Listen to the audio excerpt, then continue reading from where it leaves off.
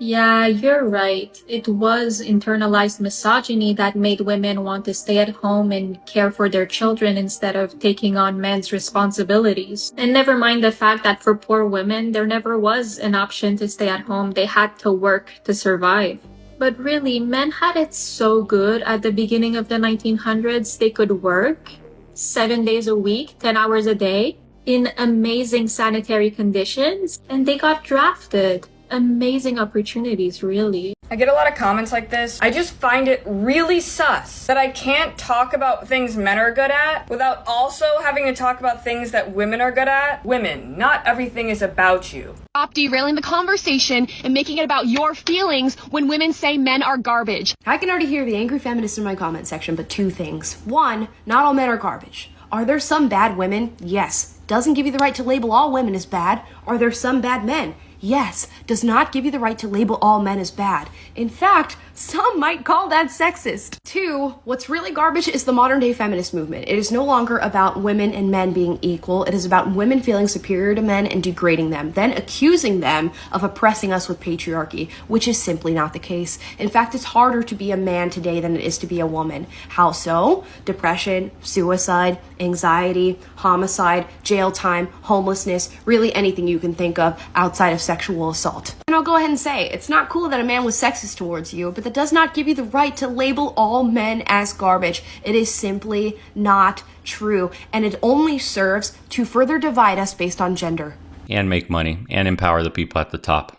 And like she said, not only further divide us, but constantly letting the elite ownership class accumulate resources at our expense while our wallets constantly get lighter. And they turn this into a generational curse because we have to create these dysfunctional families now where the father and the mother have to be gone working all day, so the state gets to watch your kids. The state gets to teach your kids morals. And then you have even more strangers at daycare after school to watch your kids and teach them some shit curriculum on top of what they learn in school. And people wonder why their kids can't even figure out who they are today, identify as this, that, or the other, are constantly depressed, get shoved with pharmaceutical pills down their throat constantly instead of fixing the real problem, which is lacking intimacy and love from parents that are constantly gone all day and night slaving away to work to bring home a few pennies and maintain the basic lifestyle that they have. Yes, why aren't we having more kids anymore? Why are people not getting married anymore? Why is dating such a mess? Look at the economic realities of the world today and what's left of family values. This is so wrong for so many reasons. It's not just that they've both been playing professional basketball for... I was just gonna keep scrolling, but then I saw your description. You said not to come at you with the whole the NBA makes more money. But that's literally how it works. But to prove to you that this isn't sexism, I will give you an example involving two men. This is Robert Downey Jr. He plays Iron Man. We all know this. He, for many, many years, was the face of the Marvel Cinematic Universe, and he made a lot of money while he did it. This is Stephen Amell. He plays the Green Arrow on the CW. He also was basically the face of his own superhero franchise. CW had a lot of TV shows and they all shared the same universe, and it was actually called the Arrowverse, so you know he was the face of it. Guess who made more money? Robert did. Because the MCU was much more profitable than the Arrowverse was. It has a bigger audience, it's on a bigger scale. Your paycheck is going to reflect the profit of the company you're working for. They can't pay you money they don't have.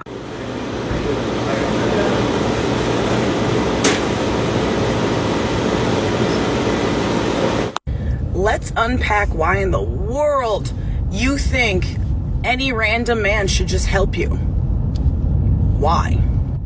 Between the fact you're a grown-ass woman, if you're going to the store for something that's probably heavier you can't lift on your own, you should probably bring a friend. It is not the duty of any random man to come save you when you can't do something yourself. And putting a woman in a dress doesn't make it any more like, a woman help me. She was wearing a dress. There are many things you can do in a dress. But my second part of this is, why would men help women these days, especially random women? He comes up and goes to be nice to you and it's, you creep, get away from me. Or, oh, what'd you say to me? There's so many things random women have said to random men nowadays when they're trying to help, that it makes it uncomfortable for them. Men have held the door open for women and they get mad about it, let alone let me help you take this to your car? Yeah, okay. Like some woman wouldn't have a field day with that one. Why are you following me in my car? Why are you asking me to go to my car? Like, no, f*** off. Men, especially random men, should not have any obligation to sit there and help you out for a choice you made. Don't go to Home Depot then if you can't handle it on your own. I don't know what to tell you. Or maybe ask one of the workers, because I'm pretty sure it's their job to help you. So stop attacking men for not helping you when it's not their f***ing job. Recently on my TikTok, I've been having some trouble with feminists, and I just have a few things to say. Feminists will claim they love and will fight for all women, but what I don't understand is, tell feminists you're having conflicting opinions with them and see how badly most of them start treating you. Part of toxic femininity is ostracizing women who go against them. The majority of feminists aren't guided by moral principles. Instead, they're guided by political agendas, a thirst for power, their egos, and a desire for revenge. Preach. And they think they are so enlightened when they are just ideologically possessed. Oh. Alright, good talk. I actually find the idea of a pick-me girl very funny. Like, I know that it's supposed to be, like, really offensive, and typically is used by liberal girls to describe conservative girls, to call out their internalized misogyny. But I just think it's really ironic, because it's always the feminists using it. And it's the feminists who are assuming that if a woman has a different opinion than them, that means that the woman must be trying to please a man. Like, no, sweetheart. I think you might be the one who's a little bit misogynistic here. Because if you think that a woman can only have a different opinion because she's trying to please a man, maybe you're the problem. So pick me is such an easy term to use on the other person. Did they pick you yet? Well, not really. Because the number of male feminists that I've had angry at me is just too many for you to count. I'm the one with the unpopular opinion here. Maybe you're the pick-me. Okay, I just want to point out that there is nothing wrong with being dependent on someone you love for something. Because the fact of the matter is that as human beings, we can't do it all on our own. I don't care how much of a baddie you think you are and how independent you may be, you are dependent. Notice they're pretty. Do you notice the ones that defend men are pretty? The ones that hate men are usually ugly. Have you noticed this? Every single time. Dependent on someone for something. Right now in this phase of my life, I am mostly dependent on my husband. Already he's married. She's a pick-me. She's internalized the misogyny. Of course, she's gonna side with men.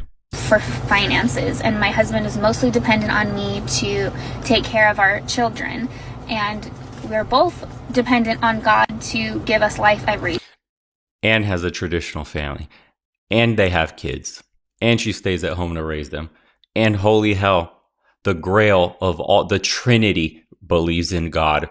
This one is clearly brainwashed. This one's clearly the problem. She should paint her hair green. She should be a boss babe out in the streets getting ran through by every single guy. She should be sexually empowered. Her life doesn't count. It's not fun. It's not empowering. But crying yourself to sleep, staining your pillow sheets with your green colored hair is great. Great message. We work together and depend on each other for different things. And in doing so, we are able to create a life that we wouldn't be able to have on our own. And that is what marriage is, and that is what family is. And it is wonderful. And it's not something to be embarrassed of or to be ashamed of. It doesn't make you weak. I'm so happy that I have someone that I can count on, someone who can help me and someone who I can help, and we can get through life together. There's nothing weak and there's nothing wrong with that at all. Not all men, but I started running home from school with my keys between my fingers. Or, now hear me out. You buy a gun. That will solve any disparities at all. Doesn't matter how big the guy is, because you have a gun. And that is why the Second Amendment rocks. Guns' rights are women's rights.